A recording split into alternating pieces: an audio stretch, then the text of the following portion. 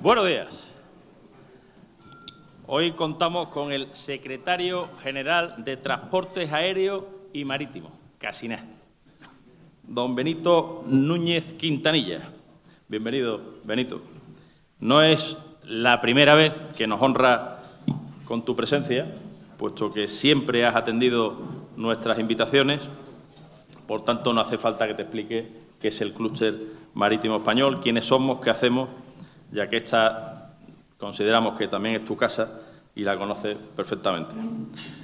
Nosotros también hemos podido conocer la gran labor que has desempeñado al frente de la Dirección General de la Marina Mercante y lo justo es agradecerte el apoyo que siempre nos has brindado, el trabajo desarrollado en la institución, así como escuchar y comprender nuestras reivindicaciones.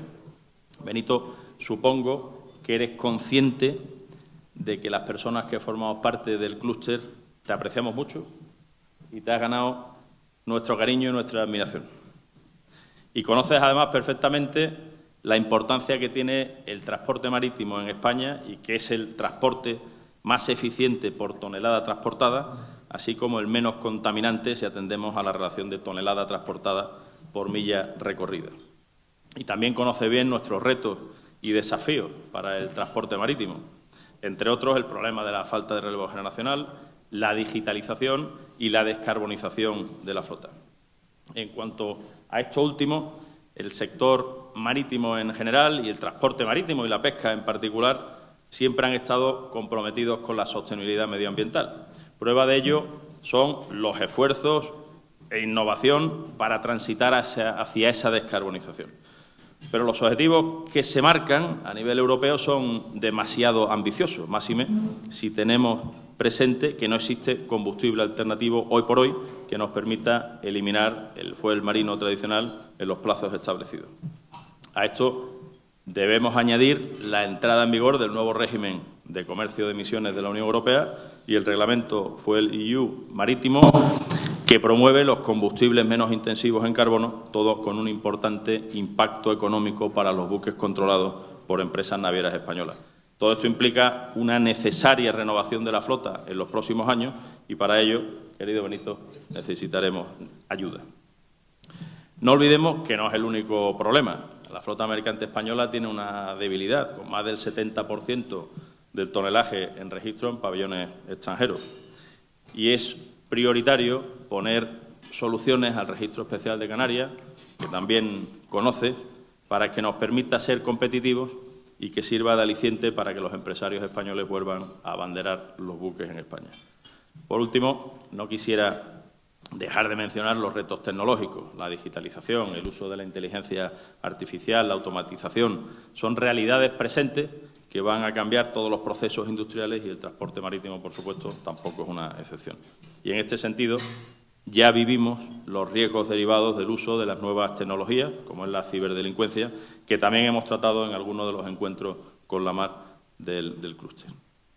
Permíteme, antes de que formalmente te presente, que te recuerde algunas de nuestras reivindicaciones. Buscamos una estrategia conjunta e incentivos financieros eficaces para hacer frente a los retos que he mencionado y que tenemos por delante, especialmente en lo que concierne a la transición ecológica. Para poder mantener la competitividad del sector necesitamos la implicación y la ayuda de la Administración pública, tanto a nivel español como a nivel europeo.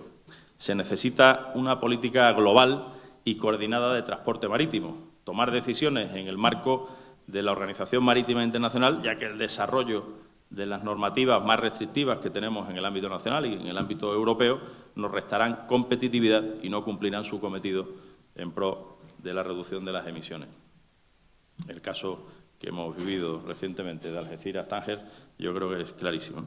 El clúster demanda también normas laborales adaptadas a la realidad del sector marítimo y se requieren medidas para reducir el diferencial de precio de los combustibles renovables para fomentar su uso y reducir emisiones. También solicitamos el apoyo para renovar y fortalecer la flota española, mejorar la competitividad de los puertos y promover el empleo azul y la formación de marinos. En este sentido, creemos que una buena campaña de comunicación con la colaboración público-privada y sostenida en el tiempo es imprescindible para lograr atraer a los más jóvenes a nuestro sector genérico de la economía azul. Por otro lado, la simplificación de los trámites administrativos, la reducción de la burocracia y el apoyo financiero son temas que deben figurar en la agenda de la Administración, de nuevo en pro de la competitividad del sector, tal y como la presidenta de la Comisión Europea, von der Leyen, le ha pedido a todos los comisarios en sus respectivas cartas de misión. Y, por último, nos has escuchado muchas veces decir que necesitamos una estrategia de economía azul española, complementaria a las que ya se han ido aprobando, se están aprobando en las distintas comunidades autónomas, y que España considere la economía azul y a todos los sectores económicos que la componen como un sector estratégico. En este sentido, la semana pasada, en el Congreso Marítimo Nacional, pedía en mi primera intervención un pacto de Estado de todos los partidos políticos para que se comprometan con esta idea. Contamos contigo para que el Gobierno de España y los partidos políticos así lo entiendan y logremos una verdadera coordinación entre los distintos ministerios con competencias relacionadas con la mar. Y ahora sí, después de esta breve introducción, paso a presentar a Benito. Benito Núñez es de Albacete, lugar marítimo por excelencia. Es ingeniero naval y oceánico por la Universidad Politécnica de Madrid y pertenece al Cuerpo de Ingenieros Navales desde el año 2004. A lo largo de su carrera ha ocupado diversos cargos de relevancia en el ámbito marítimo y administrativo. Comenzó su trayectoria como inspector naval en la Capitanía Marítima de Burela, donde tenemos una excelente merluza, bonito y muchas otras especies que, como él sabe muy bien, os hará felices si la disfrutáis y la coméis. Posteriormente, trabajó en la Mutualidad General de Funcionarios Civiles del Estado, desempeñando funciones como director del Servicio Provincial en Albacete, subdirector adjunto a la Secretaría General y vocal asesor en la Unidad de Apoyo. En 2009 fue nombrado subdirector general económico administrativo de la Gerencia de Infraestructuras y Equipamientos del Ministerio de Cultura y en 2010 asumió el cargo de asesor del gabinete de la vicepresidenta primera del Gobierno. Desde 2010 hasta 2018 trabajó como vocal asesor jefe de la Unidad de Apoyo y la Dirección General de la Marina Mercante. Entre el 2014 y el 2018 representó a España en el Consejo de Administración de la Agencia Europea de Seguridad Marítima. Y ya en 2018 fue nombrado director general de la Marina Mercante, cargo que ostentó hasta 2023, cuando pasó a ocupar su puesto actual de secretario general de Transporte Aéreo y Marítimo. Y antes de terminar, os recuerdo un par de cosas importantes. En primer lugar, disfrutad del desayuno. Sabéis que en el clúster estamos en contra del desperdicio alimentario y nos gusta que cuando nos vayamos de aquí los platos estén vacíos, porque es una pena. Anteriormente se tiraba, hoy en día nos lo llevamos para los becarios y para lo que haga falta porque no se puede quedar aquí. Pero comed tranquilo, disfrutad, que no os dé vergüenza, porque vais a disfrutar mucho. Y, en segundo lugar, al finalizar la presentación, se abrirá, como siempre, el turno de preguntas y respuestas. Tenéis todas ahí unas cartulinas donde podréis apuntar las preguntas que consideréis oportunas. Habrá personal del clúster que irá recogiéndolas y me las entregará a mí para luego facilitar el debate. Así que con esto termino. Benito, valor y al toro. Todo tuyo. Cuando tú quieras. Bueno, muy buenos días a todos, en primer lugar, y a mí lo primero que me toca es agradecer el cariño con el que, una vez más, el clúster ha tenido a bien acordarse de mí para participar en estos desayunos informativos. Con el permiso del presidente, yo tengo pensada una presentación de apoyo a la intervención de hoy. Voy a tratar de ser un tanto sucinto en la misma, porque creo que lo más importante de hoy es probablemente la parte en la que vosotros, amigos y colegas, podéis someterme a un amable tercer grado respecto de las inquietudes que tengáis sobre las cuestiones que aparecerán en la presentación o cualquier otras que consideréis que son relevantes. No sé si entrar ya directamente en faena, pero no, vamos a dejarlo para el turno de intervenciones y así permitimos que el debate sobre las múltiples y en muchos casos justificadas, demandas del clúster surja también de la participación de todos los que integran hoy este desayuno. Permitidme un segundo. Bueno, yo creo que es la segunda vez que participo en un desayuno informativo del clúster. Ayer, haciendo un repaso sobre las cuestiones que, bajo el título de iniciativas del Ministerio de Transportes y Movilidad Sostenible para un transporte marítimo eficiente, competitivo y sostenible, estaba repasando antes de venir aquí, me llevé la poco grata sensación, sorpresa, de que algunas de ellas ya las dije. Eso no es bueno. Significa que algunas de las cosas que hace 5 años ya estaban pendientes, ahí siguen. Es verdad que siguen, algunas de ellas en cauce de solución, pero ahí siguen. Y es que gran parte de las necesidades o de las demandas del sector han permanecido a lo largo de estos años constantes, algunas incluso acrecentadas. Yo confío que el conjunto de iniciativas que desde el Ministerio de Transportes y Movilidad Sostenible hemos puesto en marcha puedan al menos, si no solventarlas en lo inmediato, asentar los medios para que puedan llevarse a cabo.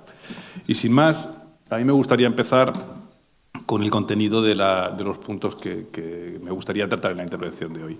Como veréis, me gustaría hablar de la Estrategia Marítima de España, de un elemento legislativo de importancia primordial para el sector, como es la reforma del texto refundido de la Ley de Puertos del Estado y Marina Mercante y de la Ley de Navegación Marítima.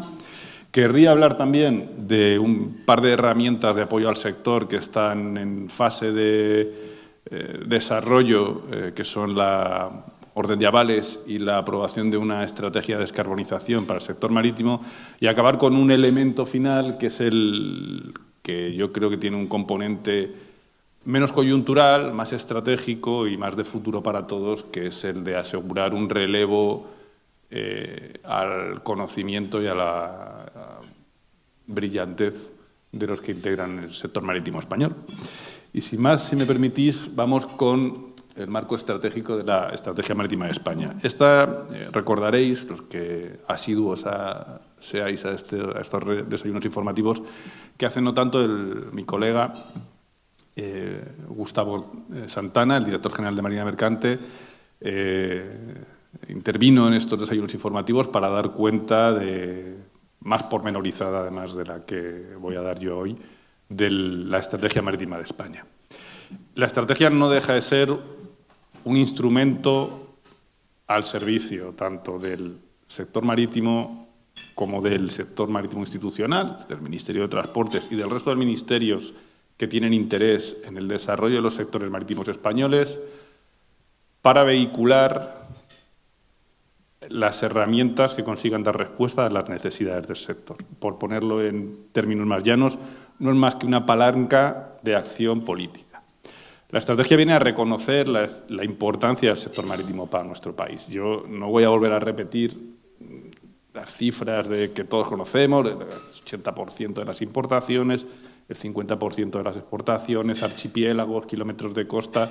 Al final estamos en una esquina del continente europeo, somos una especie de rotonda marítima. Lo que pasa al norte de Europa, al otro lado del Mediterráneo, viene del norte a sur, nos acaba afectando y necesitamos tener el reconocimiento de esa importancia, ser todos conscientes de que está ahí. La manera que tiene el Gobierno de España de promulgar esa importancia es estableciendo una estrategia que, dando cuenta, interiorizando esa importancia, establezca las líneas de acción que deben seguirse para dar respuesta a las necesidades del sector. A esto obedece la estrategia marítima, más que todo el contenido, que como veréis, abarca desde objetivos generales de cohesión, sostenibilidad, apoyo a industrias, formación y experiencia, y objetivos también que tienen más que ver con una concepción elevada de la percepción marítima española, pues la independencia geopolítica y la competitividad de nuestro país. Lo importante de todo esto, que ya, como digo, se ha tratado aquí, es el calendario. Es el saber cuándo. Entonces, nuestra intención es que esta estrategia, que ya ha visto el recorrido que estos documentos tienen que llevar para su tramitación, esté aprobada en lo que queda de este trimestre. Es decir, antes de que finalice el mes de marzo, deberíamos tener esta estrategia aprobada por el Consejo de Ministros del Gobierno de España y, a partir de ahí, poner en marcha las distintas líneas de trabajo que en ellas se contemplen. Este documento, aparte de contemplar, en fin, tiene unos objetivos generales, un conjunto de factores, algunos de ellos que ha mencionado Javier en su intervención inicial, como la competitividad de nuestro registro. Lo que tiene es una vocación de permanencia. Esto es un instrumento que pretende que el transporte marítimo de nuestro país se configure como un elemento de importancia política y, por lo tanto, merezca atención política y, como tal, vayan abordándose iniciativas que den respuesta a las necesidades del mismo. Si os parece, no quiero entrar en el detalle de los puntos, porque tampoco es el objeto de la presentación, aquí aburrir a nadie de ellos, pero muchos de ellos se esbozan o se establecen en unos términos un tanto genéricos. Eso tiene que ver también con que muchos de ellos van a requerir una aproximación que no va a estar exenta de problemas. Y por poner un ejemplo, me refiero al de la competitividad en nuestro segundo registro. No creo que se le escape a nadie o no creo que sorprenda a nadie si digo que nuestro segundo registro lo que tiene es un problema de competitividad derivado de la rigidez de la normativa principalmente relacionada con el régimen laboral, que es de aplicación. No descubro nada porque hace poco se aprobó una proposición no de ley en el Parlamento que así viene a constatarlo. Eso que es, en fin, dicho así sin más, no es más que la constatación de una realidad, solventarlo pues va a ser bastante más complicado. Que entra en ese ámbito de equilibrio en el que los intereses de unos y otros van a verse confrontados.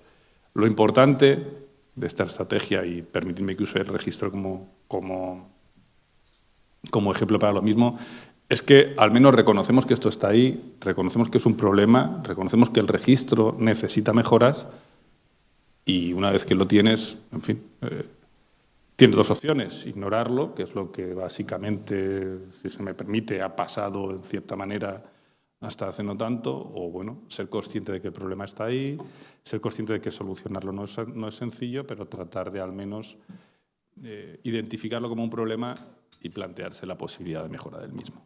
Es solo un ejemplo, no quiero extenderme en este en concreto, tiempo habrá.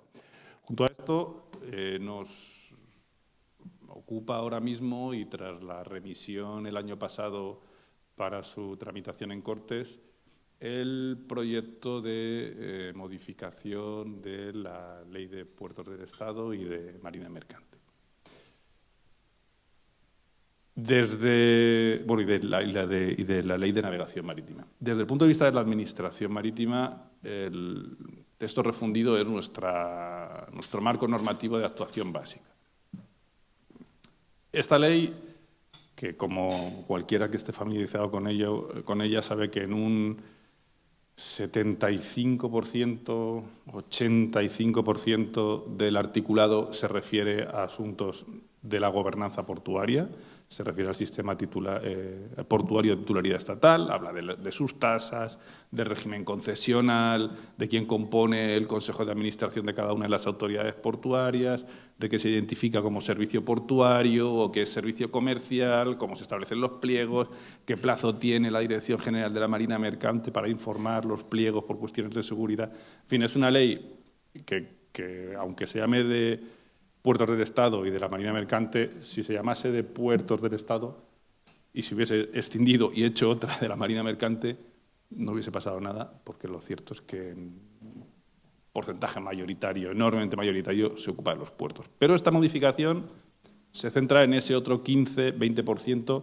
que no tiene que ver con el sistema portuario de titularidad estatal. En lo que tiene que ver con las competencias del Ministerio, básicamente actualiza nuestro marco normativo de actuación, trata de adaptarlo a nuevas necesidades, que si mi bola de cristal no falla y están los tiempos como para acertar, valga esto como excusa anticipada, probablemente en algún momento tendremos que modificar esa primera adaptación que hace la ley en un futuro no muy lejano. Aborda cuestiones, en fin, como las competencias de la Administración Marítima en tiempos de crisis, que por poner un ejemplo, cuando en marzo del año 2020 nos vimos impelidos, obligados a empezar a adoptar medidas urgentes de restricción de la movilidad de las personas por la pandemia de COVID-19, constatamos que no teníamos herramientas jurídicas para poder abordar aquello. Y teníamos que ir a instrumentos excepcionales que, afortunadamente, y en aquel momento, derivado del estado de alarma, estaban disponibles. Pero todavía me acuerdo de la semana inicial en la que hubo una primera prohibición de vuelos con origen Italia y destino España y de navegaciones de buques de crucero y pasaje con origen Italia y destino España, y no teníamos manera humana de tratar de articular aquello con los elementos legales que la Ley de Puertos en su redacción actual tenía disponible. En fin, se trata de actualizar un marco normativo que casi 30 años después, más de 30 años después de su redacción inicial, se ha visto un tanto sobrepasado por la realidad, valga decir eso. Junto a esto, y en el ámbito estricto de competencias que tiene que ver con lo que el Ministerio de Transportes y Movilidad Sostenible tiene respecto de la actuación del sector marítimo español, también ha tratado de dar respuesta mejorando y facilitando el desarrollo del sector. Trata de mejorar la competitividad de nuestro segundo registro canario, crea como elementos instrumentales 2 nuevos registros de Ceuta y Melilla, que tienen un enfoque de desarrollo vinculado a la náutica de recreo. Trata de actualizar las condiciones para la determinación del porcentaje de ciudadanos comunitarios españoles o de la Unión Europea en los buques abanderados en el segundo registro. Facilita en gran medida los trámites que la Administración Marítima tiene que ver con el tráfico mercantil en los registros. En fin, trata de hacer la vida más sencilla al sector. Esto es un primer paso y es también un ejercicio de reconocimiento de esa voluntad expresada también en la Estrategia Marítima de España de que el sector merece atención y merece un trato más eficiente por parte de la Administración española. No soluciona todo. La Ley de Puertos es lo que es y no todas las cuestiones que afectan a los buques abanderados en nuestro registro están ahí, pero sí da una respuesta en la medida de nuestras posibilidades. Junto a esto, se actualizan también determinados preceptos jurídicos que el paso del tiempo ha constatado que tras la aprobación de la Ley de Navegación Marítima ya por el año 2014 necesitan cierta ayornamiento, que dirían los italianos, cierta actualización. No ha pasado tanto tiempo, bien es cierto que esta ley venía a sustituir a nuestro vetusto Código de Comercio del año 1882 en lo relativo al tráfico mercantil marítimo. Algunas de las cosas, ajustes finos, tengo que decir, se han constatado que necesitan un cierto apaño. A ello viene la ley. Y junto a esto a mí me gustaría destacar un elemento que creo que sí que tiene importancia en la ley y que también viene alineado con este objetivo de darle elementos de contribución y de importancia al sector, que es la creación de una comisión nacional en la que los agentes del sector marítimo tengan participación. Hasta ahora, y curiosamente, No ha sido el caso en este sector. No ha habido un órgano en el que se sentasen las administraciones y los agentes involucrados en el sector y pudiesen intercambiar de tú a tú impresiones, reproches o, llegado el caso, lo dudo mucho, felicitaciones. Ahora sí, creemos que es un buen elemento, creemos que además la fórmula de participación con la que se diseña permite que no solo la Administración de tutela, la Administración Marítima, el Ministerio de Transporte se sienten en esa mesa, sino que se sienten también representantes del resto de ministerios u organismos públicos concernidos en la actividad diaria del sector marítimo y puedan ver confrontada su actuación con las demandas del sector. Y eso viene también, de nuevo, alineado con el espíritu de esta estrategia marítima española, que lo que pretende, entre otras cosas, es dotarnos de instrumentos para crecer y desarrollar el sector. Junto a esto tenemos, derivado de un mandato recogido en el Real Decreto Ley de medidas excepcionales por el incremento de los precios derivado del conflicto, de la agresión, la guerra de agresión rusa a Ucrania. Me vais a permitir que en estos tiempos un poco tristes para los que pensamos que el orden y las normas están para respetarlos, pues usen la terminología correcta. Es una agresión rusa a Ucrania. Este Real Decreto Ley preveía la creación de una línea de avales que permitiese la modernización de la flota. El problema de esta línea de avales es que tiene que verse materializada mediante una orden ministerial que además, y eso es inexorable, tiene que ser compatible con las reglas de subvenciones, de ayudas de Estado de la Unión Europea. Nos ha costado no pocos esfuerzos conseguir que los servicios de la DigiComp, de la Dirección General de Competencias de la Comisión, nos den lo que ellos llaman en el argot una comfort letter, una carta de conformidad con el acervo comunitario en lo referente a ayudas de Estado al transporte marítimo, pero estamos en las últimas fases de aprobación de esta orden ministerial. La queremos tener también en breve y creemos que es un buen elemento que permite abordar una de las principales líneas de trabajo que va a tener el sector en los próximos años, que no es otra que la de cumplir con la cada vez mayor demanda en materia de rendimiento medioambiental. Esto es voy a hacer una pequeña digresión respecto de la línea general de la presentación, pero creo que es interesante.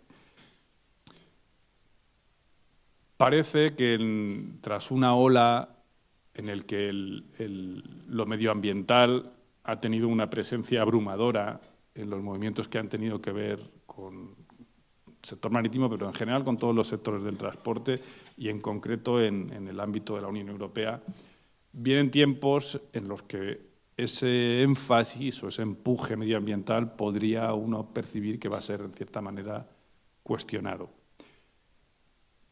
Y bueno, puede que sea así, pero puede que sea así en lo matizable. Me explico. En lo sustancial, al menos es lo que yo percibo, no hay un movimiento de vuelta atrás en la demanda de otras cosas, una hoja de ruta de descarbonización del sector de transporte marítimo. Tampoco la hay en el aéreo, una vuelta atrás, y no la va a haber en el terrestre. Puede que se consideren algunos calendarios, puede que algunas medidas se replanteen de alguna manera, pero el hecho fundamental, la línea, está trazada y va a seguir ahí.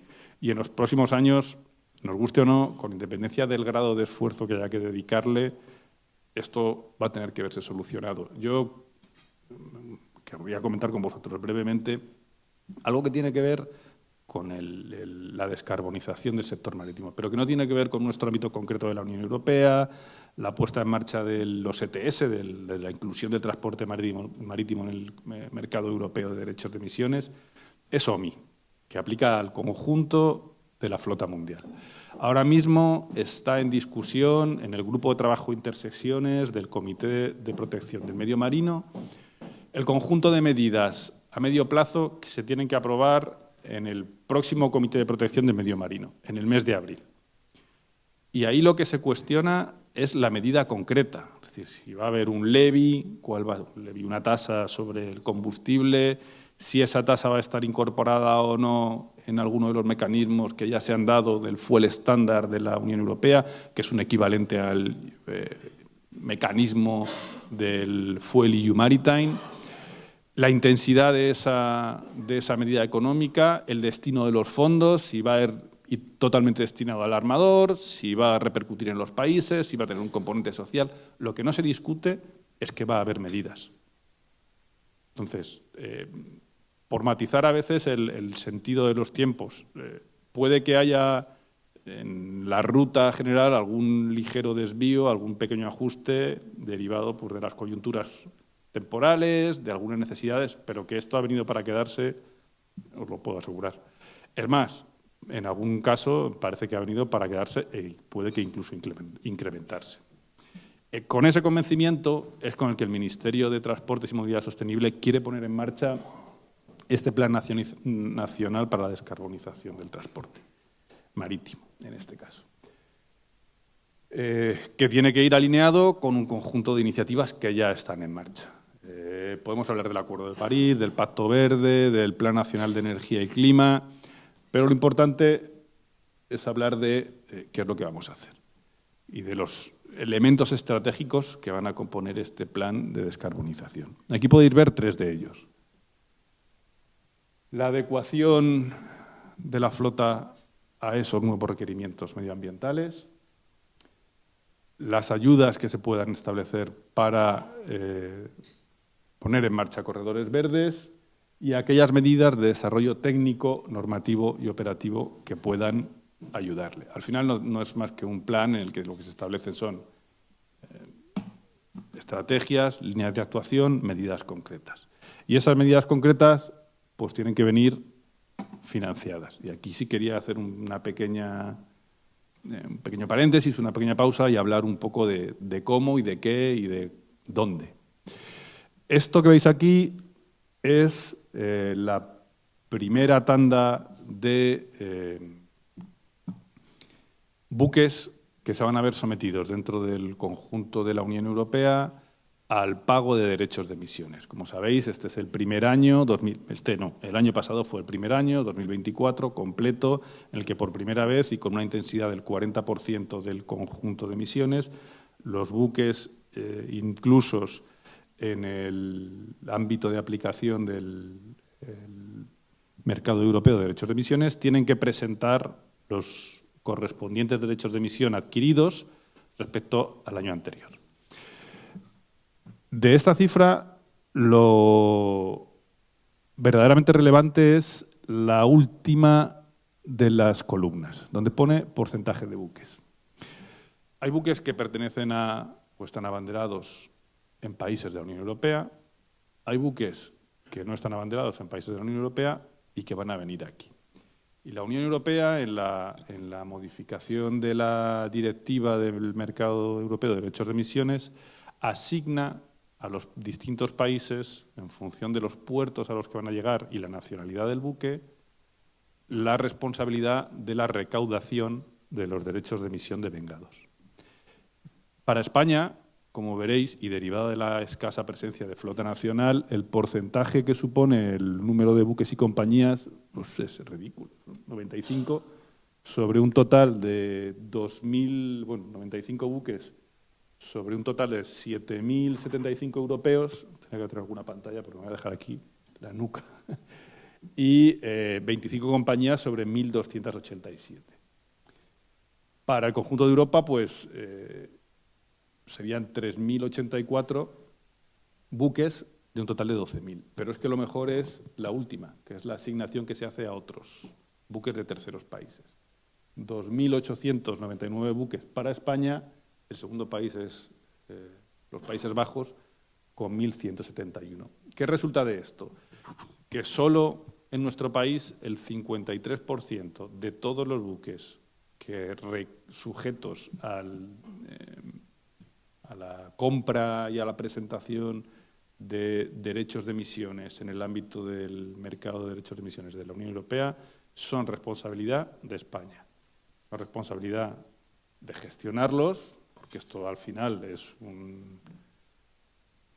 No quiero ser especialmente crítico, pero el sistema dista mucho de ser automático. Esto no es como el que va al cajero y presenta los derechos y a volar.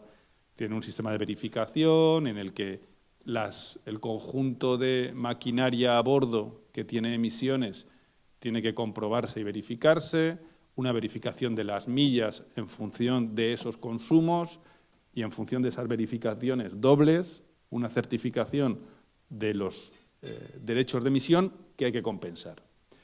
Esto tiene una parte muy mala para la Administración española marítima, que es la encargada en gran parte, no de la parte final, no de la comprobación del pago de derechos, pero sí de toda la verificación anterior, de comprobar que ese 53% de todos los buques sujetos efectivamente cumplen, para lo cual tenemos exactamente el mismo número de medios que cuando teníamos que comprobar ninguno. Va a ser digno de ver. En fin, ya estamos en ello y trataremos de solventarlo. Y una parte buena, que es la recaudación. Sabéis que la recaudación que tiene que ver con los mercados de derechos de emisiones, una parte está asignada directamente a la Unión Europea y otra es nacional. Es de esa parte nacional en la que desde el Ministerio queremos establecer como fuente de financiación de las medidas que contempla la estrategia de descarbonización. Al final, perdonad, antes de pasar a las ayudas directas, al final las cifras que calculamos hablamos de en torno a unos 3.000 millones de euros de aquí a 2030 de recaudación. Esto, por supuesto, está sujeto a que el tráfico de aquí a los 5 años siguientes se comporte más o menos como ha venido comportándose hasta ahora. Que el precio de la tonelada de carbono se mantenga en un entorno de los 60, 70, 80, 90 euros. Si sube o si baja, o si el ritmo de descarbonización de otros sectores se acelera, probablemente ese precio baje y esa recaudación también baje. Si no pasa eso, sabéis que el mercado de derechos de carbono es, por así decirlo, limitado, se va acotando cada año y eso va a hacer que el precio oscile. Además, aquí hay una estructura financiera derivada de un conjunto de medidas de arbitraje en el que se puede comprar futuros o no. En fin, dista mucho de ser sencillo de tener una aplicación automática. Pero en cualquier caso son cifras representativas, sobre todo si pensamos en un sector que en el caso español y en el caso armador español en concreto, pues no es del tamaño del que puede tener un país como Malta o Chipre o en este caso Portugal en el registro de Madeira. Nuestra intención es poder nutrirnos de esos fondos para poner en marcha medidas que vayan destinadas, por un lado, a reducir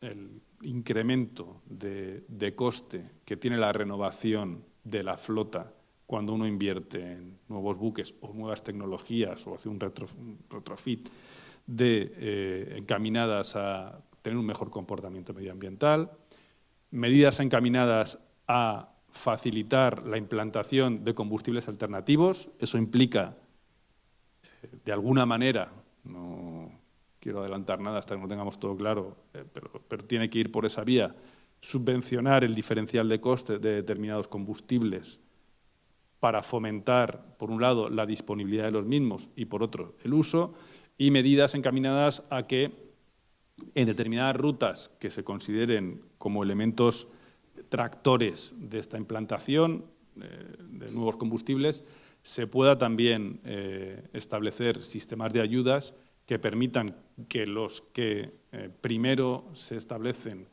como usuarios avanzados en combustibles alternativos o tecnologías de reducción de emisiones puedan ver compensado, al menos parcialmente, ese sobreesfuerzo financiero que va a requerir. No sé qué hora es. Permitidme un segundo. Y 43. Vamos en hora. Fantástico. Pues con esto yo querría ir al último de los puntos de mi presentación, que es el de impulso de las vocaciones. aéreas y marítimas, podéis excluir la parte aérea y nos centramos en las marítimas. Yo os decía al principio de la intervención que efectivamente creo que uno de los principales retos que vamos a tener de aquí a 10, 15, 20 años va a ser conseguir que los jóvenes se interesen por este sector. No porque no sea interesante, sino porque hay menos jóvenes. Cuando yo, en fin, permitidme que os cuente una parte anecdótica de mi carrera, pero cuando yo ingresé en la Escuela de Ingenieros Navales de Madrid, algún compañero veo por aquí, éramos en el primer año 280 alumnos. Aquello era, en fin, uno iba, fuese por donde fuese, había gente de su edad. Y es que yo, que nací en el año 1976, nací en el segundo año en la historia de España en el que más gente ha nacido. Hoy, en el año 2025, en el que España tiene casi 15, 16, 17 millones más de personas, nace una tercera parte de la gente que nacía en España en el año 1976. Y nacen igual y cumplen igual 18 años, y al igual que me pasaba a mí en 1990 y algo, tienen que optar y tienen que decidir. Y al final los sectores vamos a acabar compitiendo por el talento joven y por la fuerza laboral joven y con nuestra capacidad de atraer a las personas. Este sector tiene una parte de atractivo que es consustancial al mismo. El mar en sí es en fin, no hace falta que uno puede coger un mapa de densidad de población en España y ver que esto es un punto central y una periferia de gente que vive en torno al mar. En sí tiene atractivo, y el sector también. Es bonito, es tecnológico, te permite conocer gente, culturas, viajar, pero eso lo tienen muchos otros sectores. Y os lo digo yo, que tengo una pata en el marítimo y otra en el aéreo, y esto mismo que me pasa aquí, me pasa en el aéreo. Hay una falta general de gente joven y de vocación en determinadas profesiones, y las marítimas están ahí. Nuestro objetivo es tratar de, en la medida de lo posible, tratar de paliar esto. El año pasado tengo que reconocer que, en fin, derivado de la coyuntura en la que nos encontrábamos, no conseguimos sacar adelante un proyecto de Real Decreto que comprendía una serie de medidas que en gran parte venían destinadas a dar esa respuesta. Este año ya hemos sacado a la primera fase, que es la de formación pública, un proyecto de Real Decreto que quiere retomar ese y que este año, dado la premura con la que nos hemos puesto a ello, sí tengo confianza en que vaya a salir adelante. Y prevé determinadas acciones, entre otras, unas líneas de subvenciones directas a los representantes de los colectivos que entendemos que tienen una mayor necesidad de generar atractivo en los jóvenes, en concreto a los colegios profesionales de la Marina Mercante y de ingenieros navales, que son básicamente las dos grandes fuentes de profesionales específicos formados concretamente en el sector. También prevé una línea de subvenciones a un proyecto que tiene un especial cariño, que es el de la educación azul. Creemos que el fomento temprano es clave para que luego esa semillita cale y la gente quiera venir a trabajar con nosotros. Y no nos olvidamos, tengo que decir que para disgusto mío, de una línea que también consideramos fundamental, que es la de la subvención o la bonificación a los costes para el embarque de alumnos de escuelas náuticas. En mi descargo, y permíteme que lo diga, frente a la falta de éxito en la tramitación del Real Decreto del año pasado, yo sí querría recordar que esta partida, que ahora mismo está dotada con 1 millón de euros, empezó en, si no recuerdo mal, 180.000, cuando yo llegué en aquellos tiempos ya lejanos del 2018, a la Dirección General de la Marina Mercante. Nuestro objetivo, como digo, es retomarla, es además incluir en este Real Decreto la posibilidad de que esas bonificaciones cubran también gastos del 2024 para que cubran los 2 ejercicios y, por lo tanto, puedan acogerse en gastos del año anterior. Y creemos que es una buena iniciativa y que viene a dar respuesta a una necesidad del sector. Y luego yo querría sí compartir una reflexión respecto a esta necesidad de relevo, la falta de vocaciones. En fin, yo, foro marítimo al que voy, foro marítimo en el que, con independencia de lo que se hable, hace 2 semanas en Lisboa era la presentación del informe del EMTER, que es el informe, no sé cómo decirlo en español, el informe medioambiental del transporte marítimo en la Unión Europea. Y acababa parte de los integrantes del panel, que ahí estábamos hablando de los objetivos de OMI de descarbonización, de las tecnologías de descarbonización, de cómo se va a afrontar en los distintos países. Todo el mundo acaba hablando de la necesidad de que se incorporase gente y se formase gente en el sector para poder atender estas necesidades de descarbonización. Pero yo siempre, y eso es algo que en fin, creo que en esto los ingleses nos llevan cierta ventaja, que es que, oye, tienen un dicho fantástico: give peanuts, get monkeys. Si ofreces cacahuetes vas a tener monos. Pues esto es así. El que quiera talento va a tener que pagarlo. Está muy bien la vocación, pero la vocación por sí misma no hace nada. Y yo puedo dar líneas de vocación y subvenciones para, en fin, para que tengamos aquí el circo ambulante de las profesiones marítimas, pero si no se les paga, no van a venir. Y eso es una verdad impepinable. Está labrada en piedra. Yo animo a que seamos todos conscientes, empezando por la propia administración, y yo no me excluyo de esto, que somos un muy mal seleccionador y muy mal contratador de personal joven y de talento. Valga ese reconocimiento como base. Es verdad que lo conseguimos, pero no lo conseguimos por nuestros méritos, lo conseguimos por la valía de la gente que se presenta a las oposiciones. Pero hay que ser consciente de que al final el sector va a tener que verse involucrado en recompensar esa necesidad de relevo, de fuerza laboral y de talento. Y yo con esto, y si os parece, me someto. Bueno, estas son las conclusiones de la presentación. Entiendo, Javier, que la vais a distribuir, así que os la podéis quedar ahí. Sin esto, o sea, con esto, yo si no os parece mal, me someto ahora al correspondiente intercambio de impresiones con vosotros y trataré de daros respuesta a las inquietudes en la medida de que mi capacidad y conocimiento me lo permita. Muchas gracias a todos.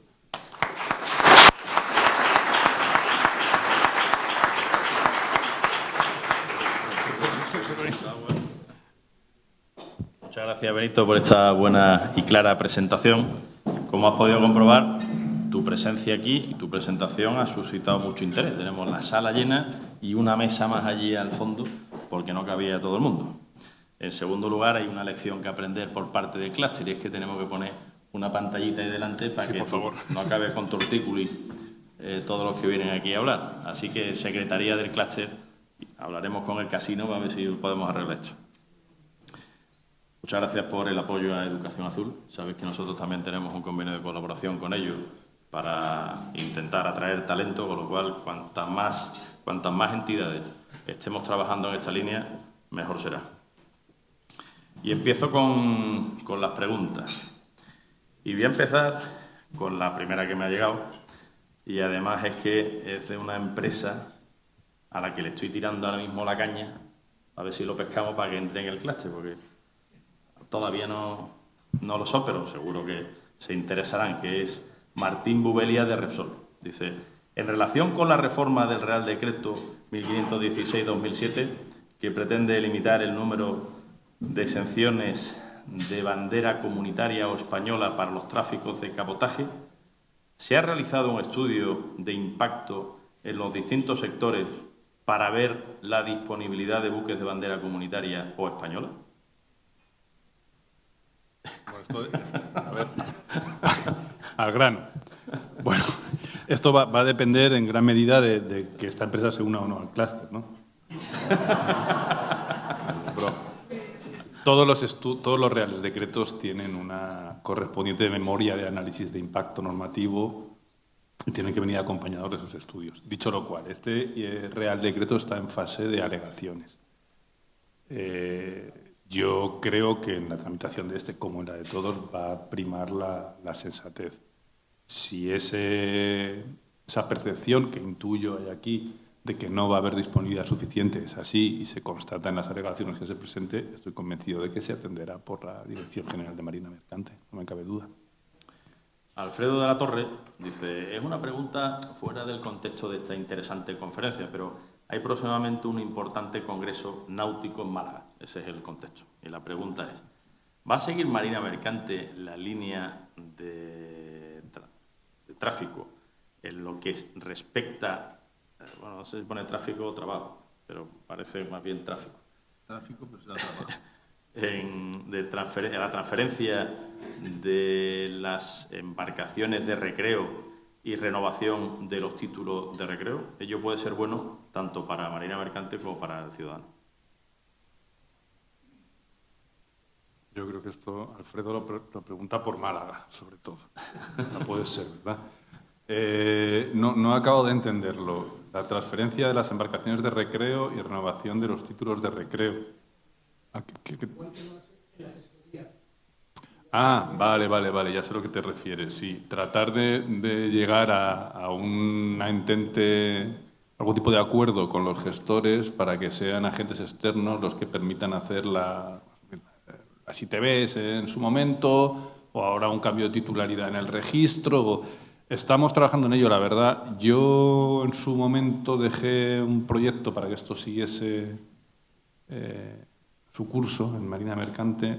Hablaré con mis colegas a ver si podemos retomarlo de alguna manera. Sé que había algún tipo de impedimento legal, pero lo cierto, y eso sí que es una reflexión un poco más de fondo y que nos afecta a casi todos.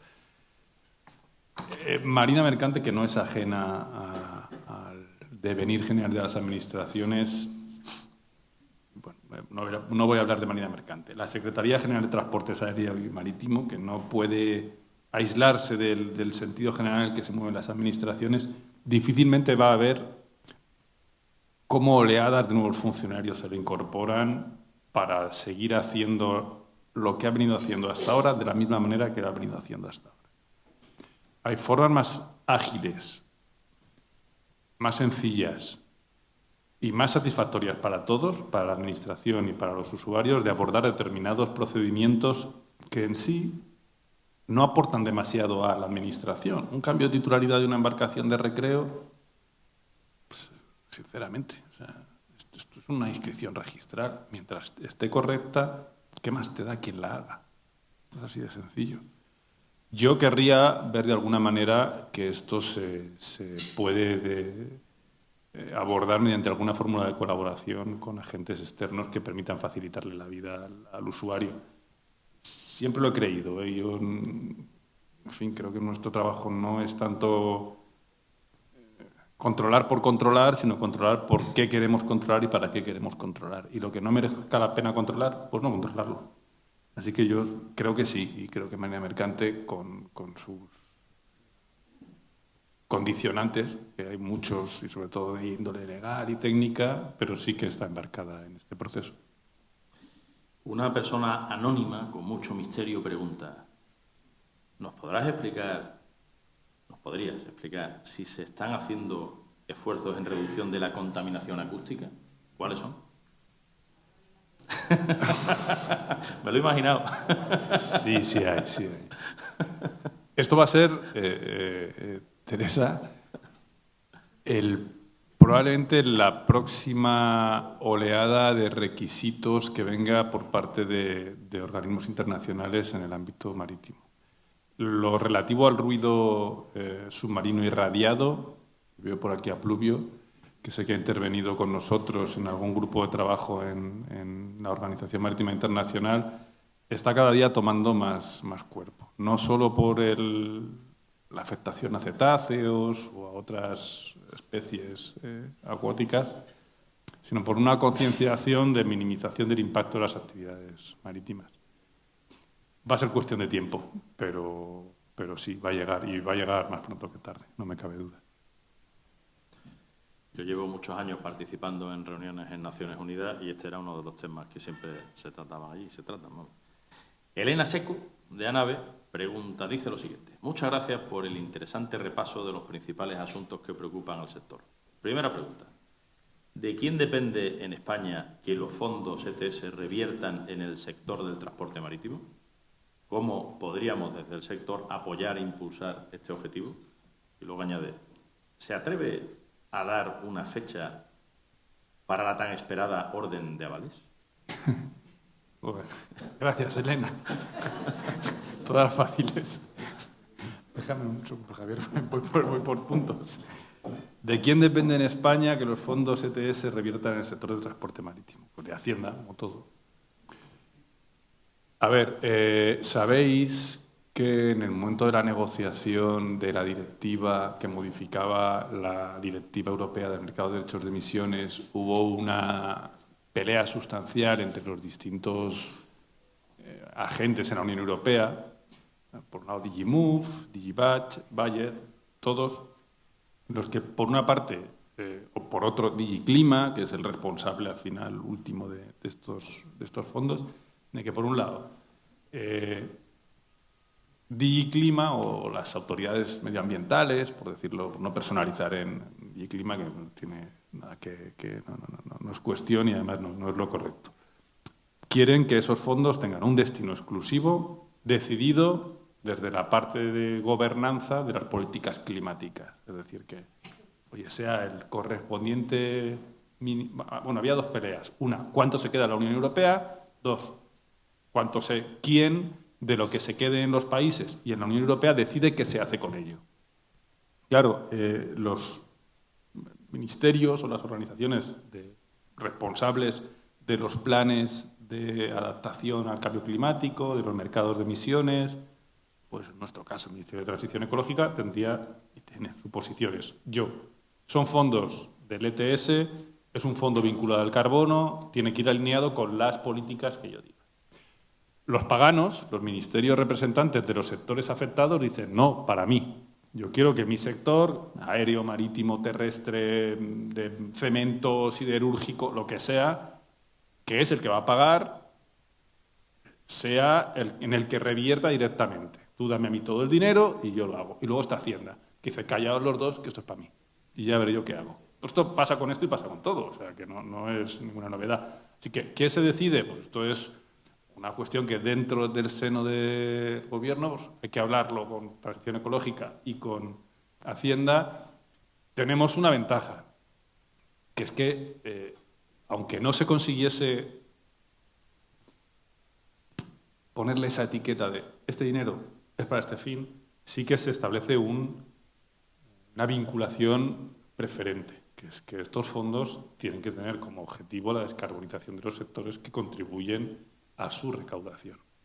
También tengo que decir que con este nivel de recaudación en España, salvo que uno empiece a hacer cosas muy imaginativas, no tenemos capacidad para asumir unos programas de ayuda de este importe. Entonces, hay que reconocerse también en la magnitud de las cifras y ser consciente. Yo soy optimista, porque al final nos asiste una razón, que es que este sector es de los primeros que está contribuyendo de una manera clara, ya y firme.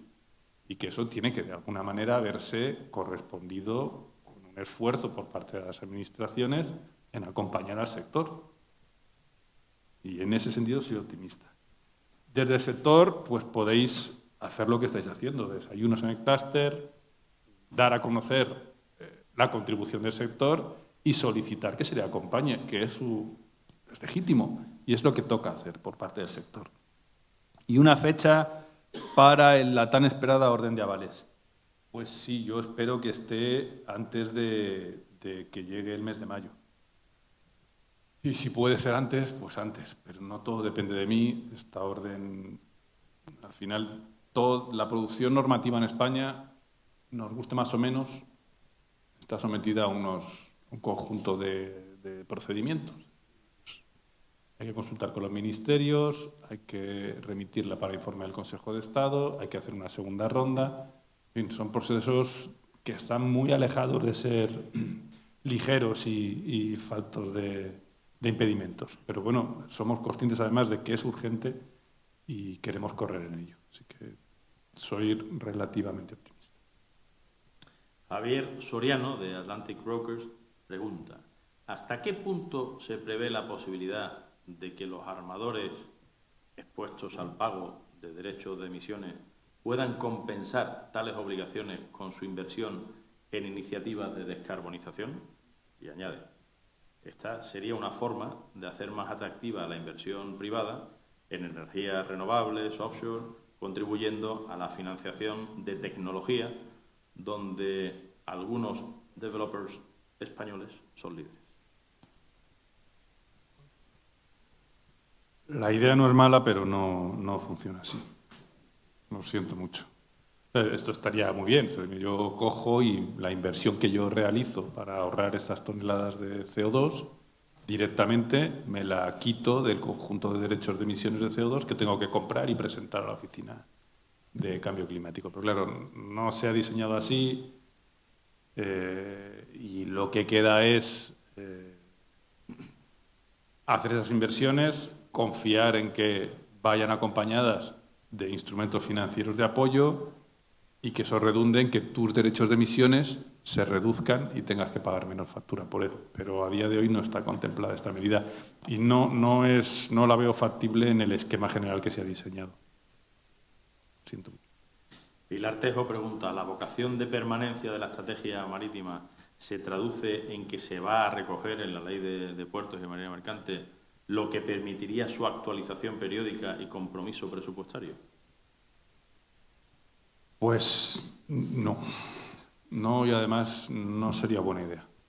Modificar las leyes, y más con el momento político que vive España y que no creo que vaya a retornar a una placidez de hipermayorías en los próximos años, ni siquiera creo que fuese la forma más acertada de hacerlo.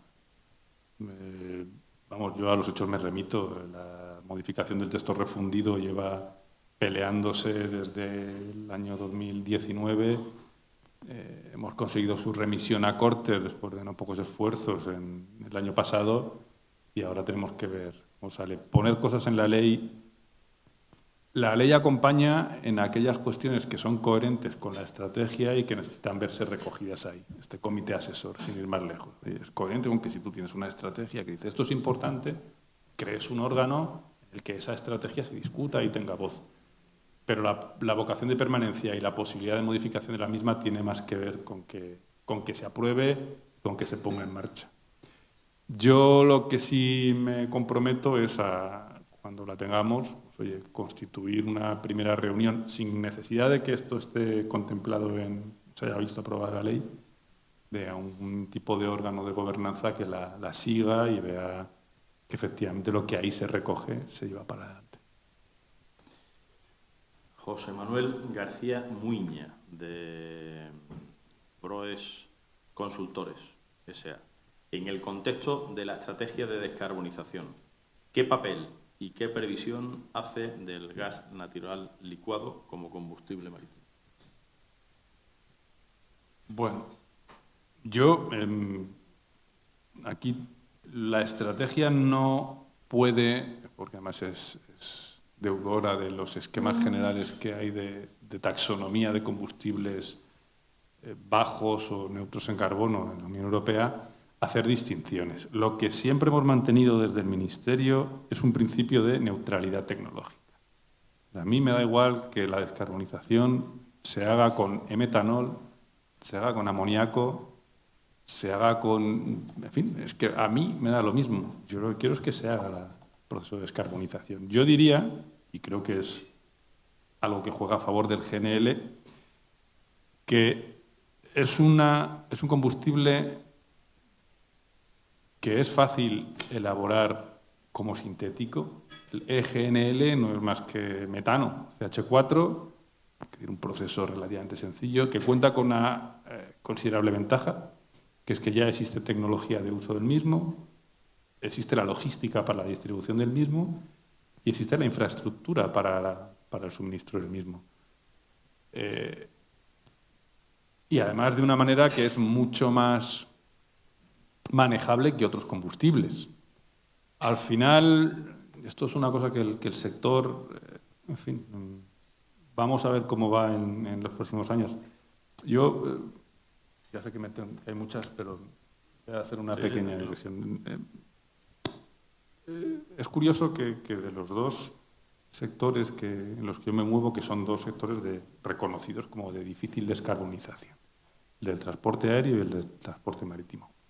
En uno la solución tecnológica es muy sencilla. El queroseno es un estándar y los combustibles SAF, que es combustibles alternativos de aviación, simplemente son fórmulas en las que el origen energético puede variar, puede ser origen biogénico, puede ser hidrógeno verde, sintetizado en una molécula a través de un proceso en queroseno, pero al final el combustible es el mismo, es un puñetero estándar. Aquí no. El sector marítimo lo que tiene es una incertidumbre respecto de cuál va a ser el combustible dominante, si es que va a haber alguno. Se ha hablado de metanol. Luego parece que decayó un poco el metanol y se empezó a hablar de amonia. De vez en cuando alguien decide que es GNL y ya veremos qué pasa luego. Esa incertidumbre tecnológica, en parte, es la que, menos es una sensación que tenemos, es la que está retrasando en parte las inversiones desde el lado de la oferta de estos combustibles alternativos. Y yo creo que una parte que tiene sentido es la de, pero yo no me dedico a esto, que es la de apuesta por combustibles de origen sintético o de origen biogénico, de biocombustibles de tercera generación, para los que ya hay tecnología, ya están en uso y ya se pueden utilizar. Entonces yo a GNL en ese sentido pues le veo sentido. En cualquier caso, el mercado dirá, porque esto dista mucho como digo, de estar claro cuál va a ser la solución final. José Manuel también pregunta, para el cumplimiento de la descarbonización, ¿son más útiles las sanciones que los incentivos? No lo sé. No lo sé, me gustaría saberlo, pero... Siempre los incentivos. No, depende de cómo te levantes ese día, porque tengas la mañana así un poco tonta de sanciones. Pero no sabría deciros. Yo, por mi carácter, creo que son mejores los incentivos. Pero no sabría deciros, la verdad. El otro día en el Congreso Marítimo Nacional, no sé si tú estabas, yo creo que ya no estaba en ese momento, el presidente de la Real Liga Naval y vicepresidente del clúster preguntaba a unos cuantos que estaban ahí en la mesa redonda si sería conveniente tener un ministerio del mar o no en España. ¿Tú qué opinas de eso? Mientras yo no sea ministro. Bien. Digo, el otro día le preguntaba en el marco de una reunión de la Red Europea de Clústeres Marítimos, hablábamos de cómo está organizado administrativamente en los distintos países. Italia, al parecer, ahora han puesto en marcha un Ministerio del Mar, que no tiene todas las competencias, pero sí bastante. Y la gente del clúster de allí, italiano, decían que estaban bastante contentos porque por lo menos se estaba intentando coordinar distintas políticas y ministerios que hasta la fecha pues no estaban muy coordinados. Hombre, puede tener sentido, no te digo yo que no, pero yo creo que esto depende más luego de cómo la fuerza que tenga un ministerio así que otro, de la fuerza política, me refiero. Yo recuerdo que ha habido países cercanos a nosotros que han tenido ministros del mar, no ha habido ningún cambio sustancial. Recuerdo un ministro, había en el gobierno polaco de Morawiecki, hace no tanto, el anterior a Tusk, un ministro de Economía Marítima. Según vino se fue, o sea, esto a veces tiene más que ver con el impulso que se le quiera dar, la fuerza política que se pueda poner, que con el órgano en sí. Pero bueno, ya digo que mientras a mí no me nombren, oye, bien. Yo le respondí, pero esto es una cosa mía personal, que conociendo como conocemos la situación en España, con 11 ministerios diferentes, con competencias en el mundo del mar, iba a ser realmente complicado administrativamente el asumir todas esas competencias por un ministerio y que nos podíamos tirar 4 años reorganizando el ministerio, que cuando se organizara a lo mejor cambiaba la legislatura y venía otro gobierno y lo cambiaba. Pero que sí que creo que sería bueno que, por ejemplo, dependiendo de la vicepresidencia económica, con mandato de coordinación de todos esos ministerios, os obligara a sentaros en una mesa X veces al año para tratar de coordinar esa política, ¿no? Pero bueno, eso es una idea mía que aquí suelto por si acaso. Bueno, tenemos candidatos. Y relacionado con esto, te lo comentaba antes de comenzar, sabéis que la presidenta de la Comisión Europea le ha dado una instrucción clara al comisario Kostas Kadis, el comisario chipriota de Pesca y Océanos, de poner en marcha, de lanzar el Pacto Europeo de los Océanos. Y el Pacto Europeo de los Océanos tiene como objetivo, según la propia Comisión Europea, promover un enfoque integral y coherente de las políticas relacionadas con los océanos, con el mar, desde la gobernanza oceánica para la protección y restauración de la biodiversidad, impulsando la economía azul, etcétera. Es decir, que haya también en el ámbito europeo una coordinación entre las distintas políticas de las distintas direcciones generales de la Comisión Europea relacionadas con el mar. Me da la sensación, por lo que estoy viendo en Bruselas, de que no hay mucha participación de organizaciones españolas que estén intentando influir en ese proceso, en ese Pacto Europeo de los Océanos. Y lo digo porque yo soy el ponente del dictamen del Comité Económico y Social Europeo. Ayer tuvimos una reunión allí en Bruselas sobre este tema. Mañana, esta tarde, me vuelvo para Bruselas porque ha organizado otra reunión el comisario para hablar de estos temas, pero no estoy viendo muchas aportaciones de los distintos subsectores de España. Os lo digo para animaros a que lo hagáis, porque todavía estáis a tiempo, pero no mucho tiempo, porque yo creo que en mayo más o menos pretende ya tenerlo cerrado para presentarlo en Niza, en la Conferencia de los Océanos de Naciones Unidas, que se celebrará en junio en Niza. Y ahí ya la lanzará. Y creo que es una oportunidad para que todos los subsectores tengan cabida en ese Pacto de los Océanos. Y cuando hablo de todos los subsectores, hablo de mundo privado y de mundo público, porque la Armada, la Guardia Civil, al final todos somos economía azul, todos formamos parte de los océanos. Y bueno, no sé qué idea tienes tú de esto y cómo está participando España en este proceso, pero yo creo que los españoles deberíamos intentar influir lo máximo posible. Sí, ahí coincido, deberíamos tratar de influir. El problema de todas estas cosas es que cuando esto se hace desde el Comisariado de Pesca de Asuntos Marítimos, que suele estar... Y océanos, ahora es océano. Y océanos. Bueno, yo creo que viene a ser lo mismo, o sea que tradicionalmente ha estado ahí. No sé hasta qué punto tiene relación con el ámbito del transporte marítimo, pero bueno, echaremos un vistazo y toda participación que pueda darse por nuestra parte, bienvenida sea. Tiene que ver, os lo digo, porque quieren coordinar todas las políticas de la Unión Europea, que sea la hoja de ruta del futuro, igual que se han hecho otras cosas, otras comunicaciones en el pasado sobre otros temas. Miguel Ángel Lamet, de Comismar, pregunta, dice, la seguridad marítima depende mucho de la investigación de los accidentes. Recientemente se ha integrado la CIAIM con las comisiones de accidentes de aviación y ferrocarriles. ¿No crees que esto puede mermar la eficacia de la CIAIM por su pérdida de recursos y especialización? Bueno, sabéis que lo que se ha aprobado es la creación del órgano trimodal, ¿no? De investigación de siniestros, que afecta a los 3 ámbitos, marítimo, aéreo y ferroviario. Pero es más una unión respecto a los recursos comunes que tienen, la secretaría, la oficina, que de la especialización de los inspectores, porque el personal es el que hay en las...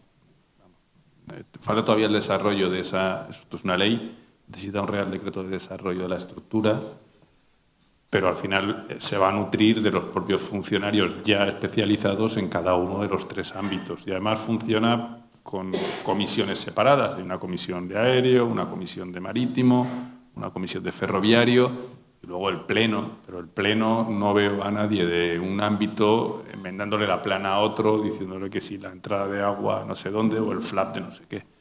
O sea, no creo que... A mí no me preocupa demasiado que pierda especialización. Y bien llevado yo creo que se puede gestionar.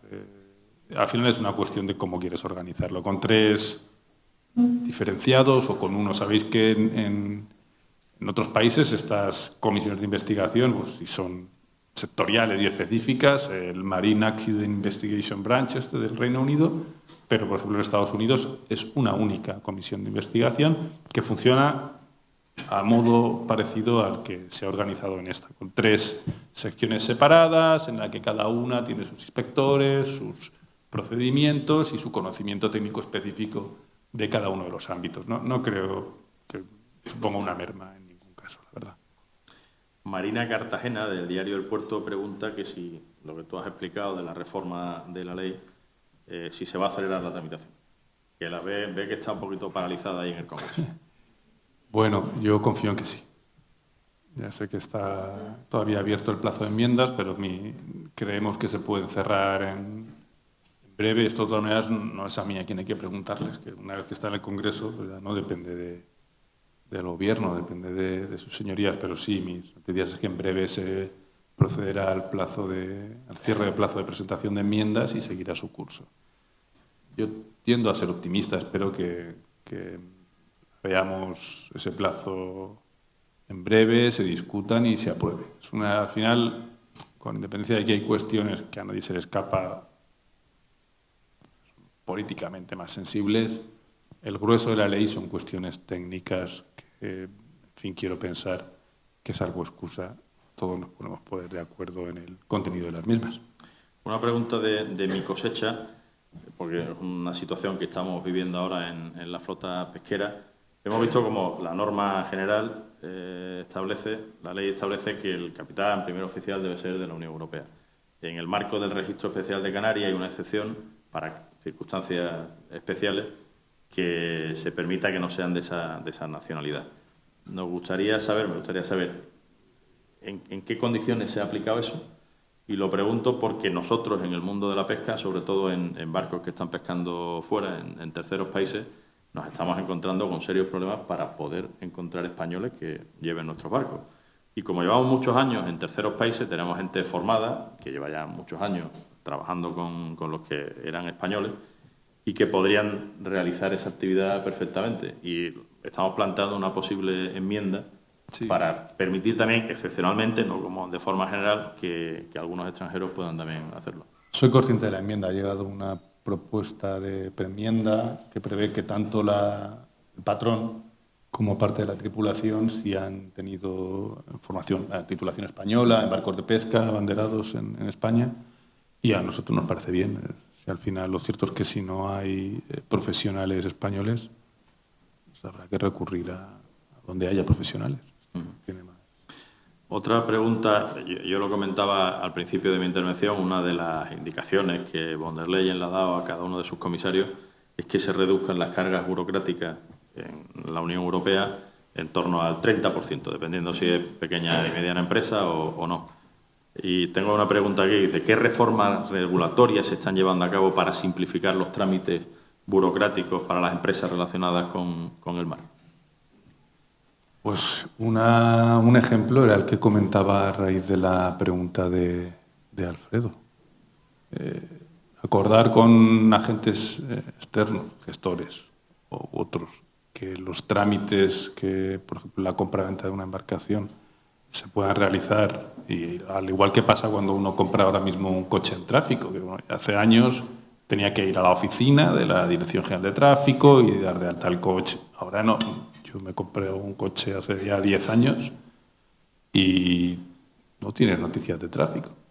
Es el propio concesionario el que con un gestor realiza, eso para ti es transparente, tú vas allí, sales con la hoja de técnica del vehículo, el permiso de circulación, y ni has pasado por tráfico, ni sabes qué ha pasado, pues ese es el objetivo. Este tipo de cuestiones y reducción de cargas, pues en determinados procedimientos. Muchas veces las cargas administrativas, tengo que decir, no vienen tanto de la ley Si no están tanto en la norma, muchas veces sí, nadie se le escapa, como luego en el proceder de los funcionarios, en el procedimiento, a la hora de pedir determinada documentación que puede ya obrar en poder de la Administración, o pedirla pues porque se lleva pidiendo toda la vida, sin llegar a plantearte si eso tiene algún sentido, ¿no?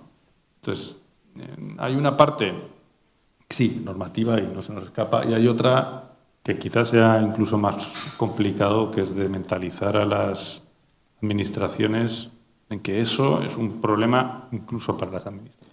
No, y es importante agilizar los procedimientos. Nosotros tenemos casos de barcos que se han intentado importar, abanderar en España, en este caso barcos de pesca.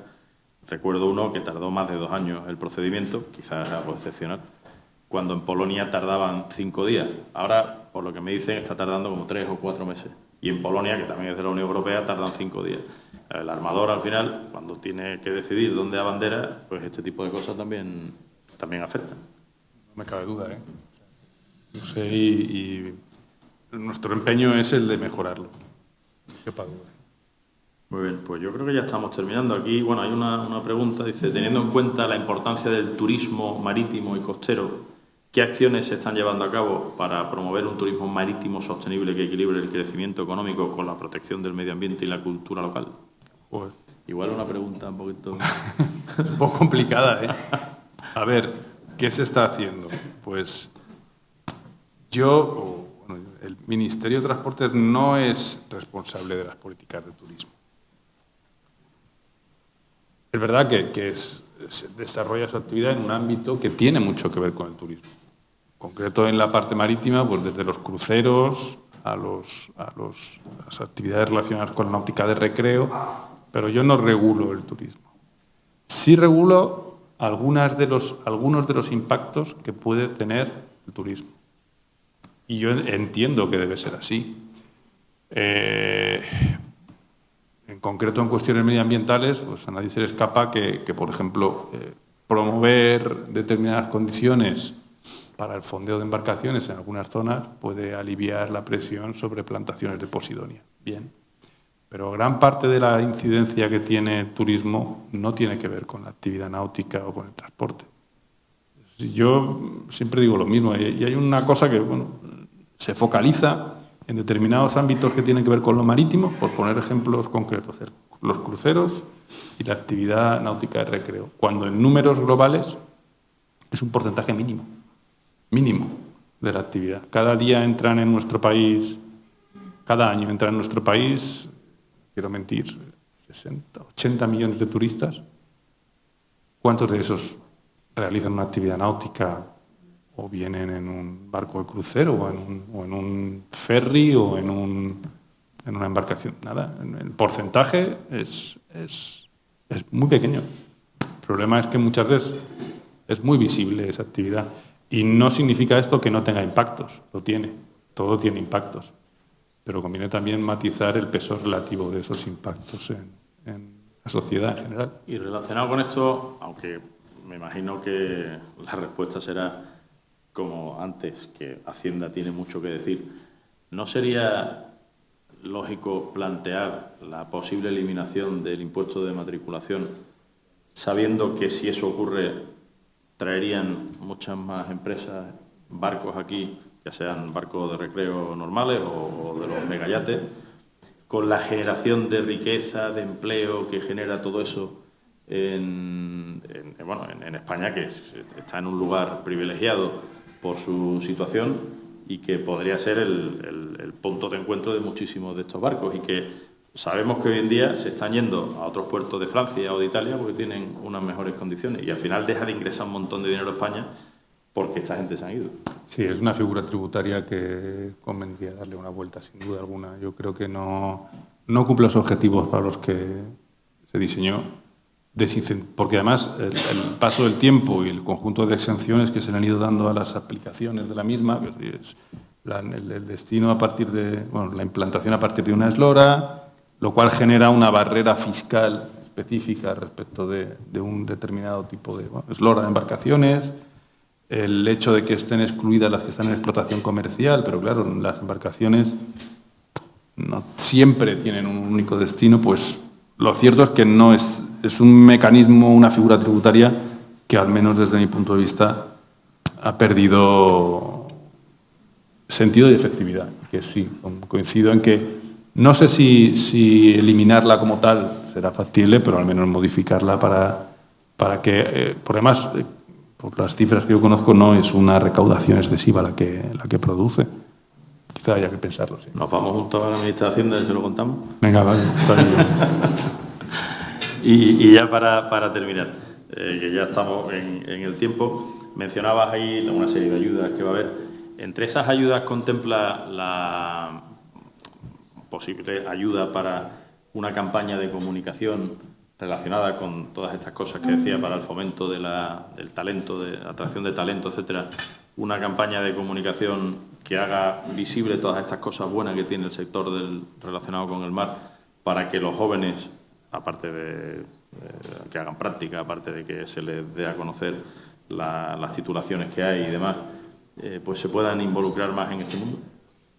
Como tal, no se prevé un destino para esa campaña. Lo que prevé este Real Decreto son un listado de subvenciones nominativas, por así decirlo, de contribuciones a determinados colectivos que tienen como objeto la promoción de las profesiones en el ámbito marítimo.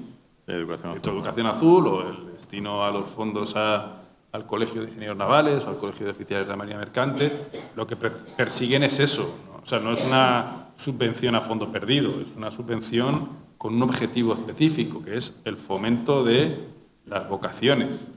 Entonces, más que una campaña, lo que pretende es que haya varias, que tenga un ámbito, porque yo también creo que así en genérico está bien, pero luego hay que ir ser un poquito más preciso en el objeto de deseo del sector. Y eso yo creo que tiene más que ver con que los colectivos concretos enseñen lo que hacen, lo muestren como atractivo y consigan despertar ese interés en cada uno. Bueno, pues con esto puntualmente vamos a terminar, no sin antes darte las gracias por esta interesantísima y entretenida charla y debate que hemos tenido.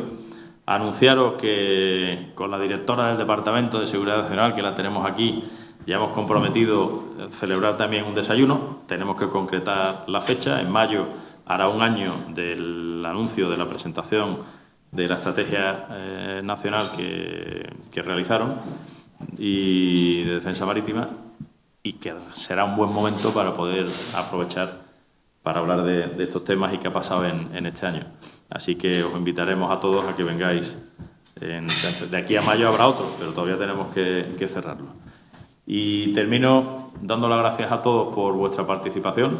Os animo a seguir vinculados al clúster, de participar lo máximo posible, de tener interlocución con la Secretaría para mostrar vuestro interés, vuestras preocupaciones, para que desde el clúster podamos ayudaros en la medida de nuestras posibilidades, y animaros, y Benito me lo decía antes, terminará seguro así, a disfrutar comiendo pescados y mariscos, porque vais a ser más felices. Muchas gracias.